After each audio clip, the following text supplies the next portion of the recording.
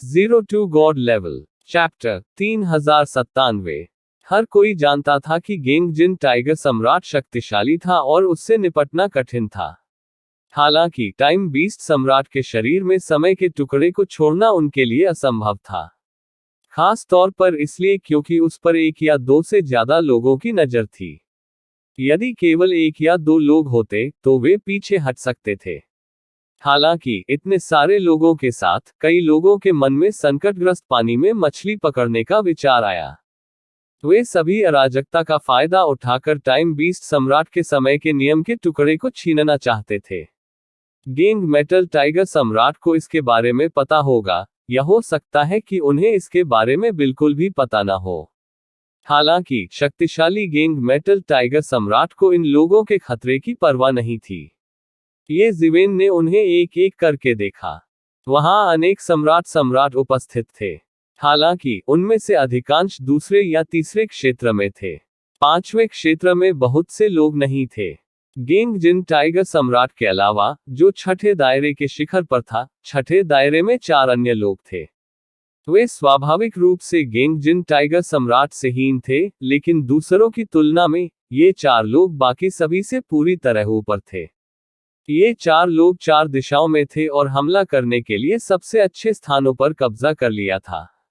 उनमें गेंगजिन टाइगर सम्राट की तरह सबके सामने अकड़ने और सबके हमलों का निशाना बनने की हिम्मत नहीं थी। हालांकि जहां वे थे वहां किसी को भी आने की हिम्मत नहीं हुई। ये जिवेन की आंखों में दोहरी पुतलियां दिखाई दी। दोहरी पुतलियों की जादुई शक्ति सर्वशक्तिमान थी। कोई कितना भी छुपा ले, उसके सामने कोई राज नहीं होता। छठे क्षेत्र में अस्तित्व समान था। नेता बैंगनी रंग का एक व्यक्ति था। ये व्यक्ति शून्य में छिपा हुआ था। उसके शरीर पर हल्का सा अहंकार झलक रहा था। वह अन्य सम्राटों से कमजोर रूप से अलग हो गया था। किसी को भी उसके पास जाने की हिम्मत नहीं हुई। इस व्यक्ति को वर्षा सम्राट कहा जाता था। उसका शरीर वर्षा के नियम से घिरा हुआ था। वह इस पथ के शिखर पर पहुंच चुका था। सबके बीच गेंगजिन टाइगर सम्राट के बिना भी ये व्यक्ति अभी भी सर्वश्रेष्ठ होगा। रेन एम्परर के अलावा सफेद रंग का एक अधेड़ उम्र का आदमी भी था, जो बादलों के बिस्तर पर पालथी मारकर बैठा था। वह किसी भी समय हमला करने के लिए तैयार, हल्का सा दिखाई दे रहा था। इस व्यक्ति को पारमिता का भगवान कहा जाता था। दूसरों के शब्दों से ये जिवेन को पता था कि परमिता का ये भगवान पूर्वी डोमेन का सम्राट नहीं था। वह फॉर्चून गॉड राजवंश के एक अत्यंत शक्तिशाली परिवार से आते थे। वह उस परिवार के कुलपिता हुआ करते थे। ये जिवेन के अलावा बाकी सभी ने उसके बारे में सुना था। इन दोनों को संप्रभु सम्राट के पक्ष का विशेषज्ञ माना जा सकता है। उनके अलावा अन्य 2 चरम सम्राट श्रेणी के जीवन रूप थे। उनमें से एक विशाल काला कछुआ था, जिसका शरीर आदिकालीन दिव्य पर्वत जितना बड़ा था। बहुत दूर से भी इसे नजरअंदाज करना नामुमकिन था। ये तो आसमान हिला देने वाला कछुआ सम्राट निकला। 1 दशक से भी अधिक समय पहले 9वें क्षेत्र का बेहद शक्तिशाली आकाश हिलाने वाला कछुआ सम्राट एक बार दरार के पास दिखाई दिया था। हालांकि उन्होंने दोनों खेमों के बीच हुए समझौते का पालन किया और व्यक्तिगत रूप से उपस्थित नहीं हुए, लेकिन ये स्पष्ट था कि यह आकाश हिलाने वाला कछुआ सम्राट आकाश हिलाने वाला कछुआ कबीले का सम्राट था। चाहे वह उसकी अपनी ताकत हो या उसके पीछे आसमान हिला देने वाला कछुआ सम्राट, उन्हें कम नहीं आंका जाना चाहिए। स्काई शेकिंग कछुए सम्राट के अलावा एक विशाल पक्षी के सिर वाला एक और सम्राट था, वारहॉक सम्राट।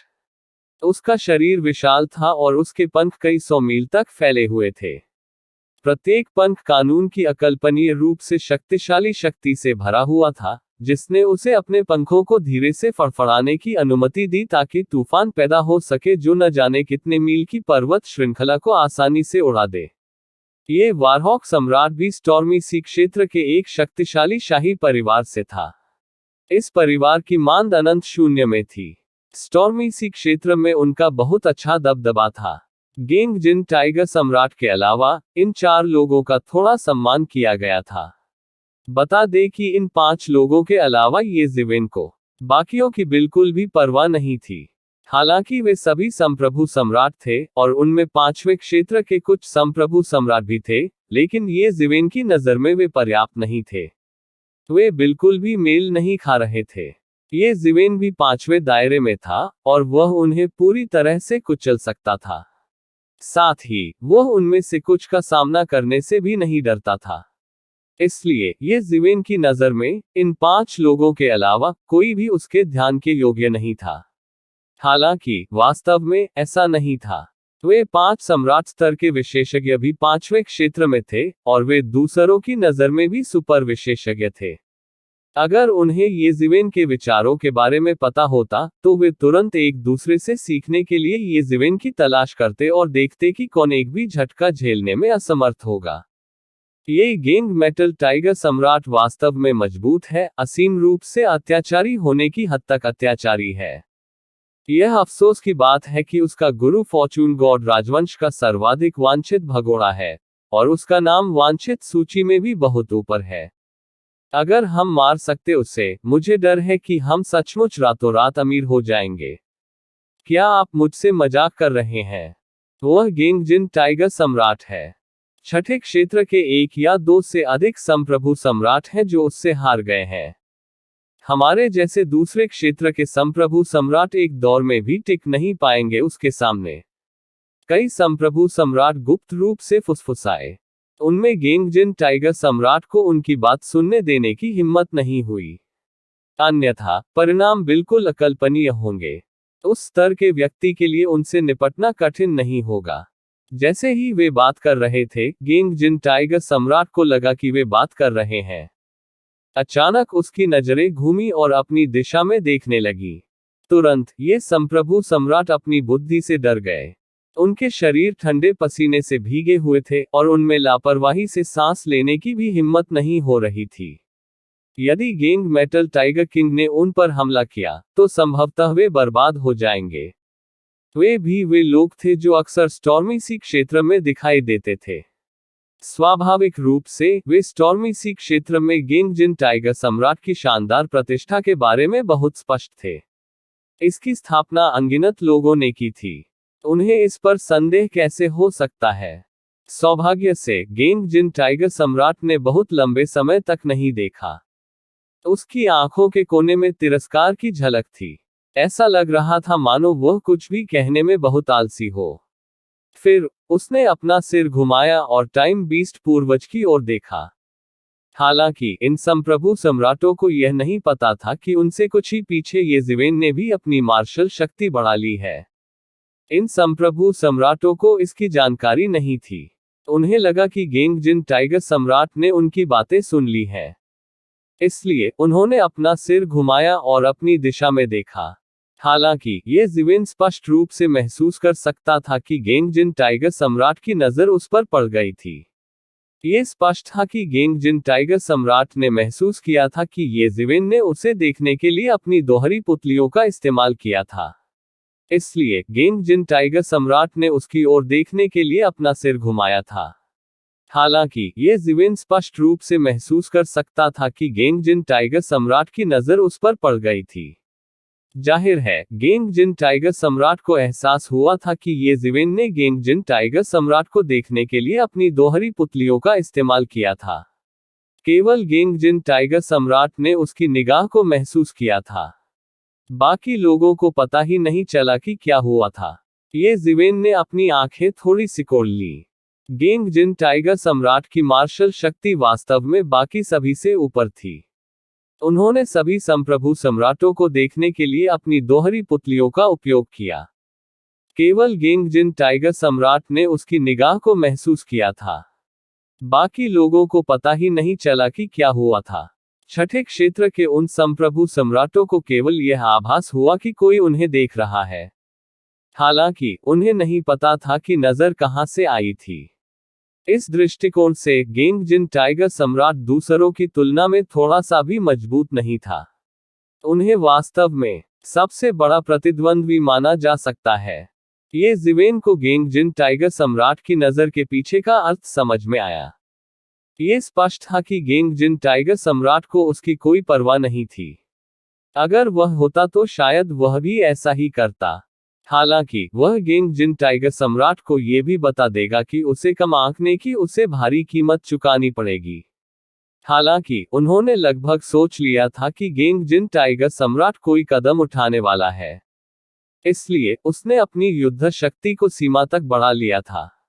यदि वे वास्तव में लड़ते तो वह गेंग जिन टाइगर सम्राट को हरा नहीं पाते। हालांकि गेंग जिन टाइगर सम्राट उसका कुछ नहीं कर सका। उसे पूरा विश्वास था कि वह सुरक्षित बच निकलने में सफल रहेगा। हालांकि इस समय पूरी टाइम वैली में हंगामा मच गया था। ऐसा प्रतीत होता है कि उन शक्तिशाली टाइम बीस्ट सम्राटों को अचानक किसी प्रकार का आदेश प्राप्त हो गया है। वे उत्तेजित होने लगे। मूल रूप से नियंत्रित दृश्य अचानक अव्यवस्थित हो गया था। उन शक्तिशाली टाइम बीस्ट सम्राटों ने आक्रमणकारियों पर हमला करने के लिए टाइम बीस्ट की सेना को आदेश देना शुरू कर दिया। मारना, मार डालो, मार डालो, मार डालो, मार डालो। एक पल के लिए दुनिया हर तरह के युद्ध घोष से भर गई। दुनिया शक्तिशाली जानलेवा आभा से आंदोलित थी। हवा और बादल बदल गए। यहां तक कि स्वर्ग के रहस्य भी प्रभावित हुए। उपस्थित लोगों में सबसे कमजोर अर्ध सम्राट स्तर पर था। यहां तक कि शक्तिशाली सम्राट भी दुर्लभ नहीं थे। ऐसे में अंदाजा लगाया जा सकता है कि जब ये लोग एक साथ हमला करेंगे तो मंजर कितना चौंकाने वाला और खौफनाक होगा। जैसे ही युद्ध की स्थिति अचानक अधिक तीव्र हो गई, युद्ध क्षेत्र, जो मूल रूप से नियंत्रित था, अचानक खून से भर गया। अर्ध सम्राटों के बीच हताहतों की संख्या अचानक बढ़ गई। शक्तिशाली अर्ध सम्राट हर पल मर रहे थे। उनमें से कुछ टाइम बीस्ट्स के पक्ष में थे और कुछ सम्राटों और सम्राटों के पक्ष में थे। वे दो खेमों में बंट गए। यहां तक कि अर्ध सम्राट और विदेशी प्राणी भी एक दूसरे से लड़ रहे थे। कुछ समय के लिए खून बह निकला और नदियों की तरह बह गया। दरअसल सम्राटों की हताहतों की संख्या धीरे धीरे सामने आने लगी। टाइम बीस्ट्स को मारने के लिए कई सम्राटों ने हाथ मिलाया। वहां सम्राट और विदेशी प्राणी भी थे जिनके सिर टाइम जानवरों द्वारा काट लिए गए थे। विशेषकर विदेशी प्राणियों का सम्राट स्तर। उन्होंने समय, जीवन और मृत्यु की अवधारणा को नहीं देखा था। इसलिए वे टाइम बीस्ट से उलझ गए थे। उनमें से कई स्पष्ट रूप से वृद्ध हो चुके थे। यह उन सम्राटों के लिए पहले से ही अविश्वसनीय था जो अपनी चरम स्थिति को बनाए रखने में सक्षम थे। अचानक पांचवें क्षेत्र का एक टाइम बीस्ट सम्राट ये शिवेन की आंखों में प्रवेश कर गया। ये तीन विरोधियों के खिलाफ लड़ रहा था और इसने 3 सम्राट लॉर्ड्स और एक सम्राट स्तर के जीवन रूप के हमलों को रोक दिया था। इसके अलावा उनमें से एक 5वें क्षेत्र का सम्राट स्तर का जीवन रूप भी था। लेकिन फिर भी इस बार बीस्ट एम्पर किसी नुकसानदेह स्थिति में नहीं आया। इसने अत्यंत अत्याचारी युद्ध शक्ति का प्रदर्शन किया। समय के नियम पर इसका नियंत्रण पूर्णता तक पहुंच गया था। ये पूरी तरह से बाहर जा रहा था और इसके शरीर के भीतर समय का नियम हल्का हल्का समझ में आ रहा था। ये जिवेन की आंखें चमक उठी। उसने तुरंत कदम उठाया और हमला कर दिया। इसी प्रकार के अपडेट्स लेते रहने के लिए हमारे चैनल ऑडियो बुक्स 108 को सब्सक्राइब करें और नोटिफिकेशन ऑन करें। धन्यवाद।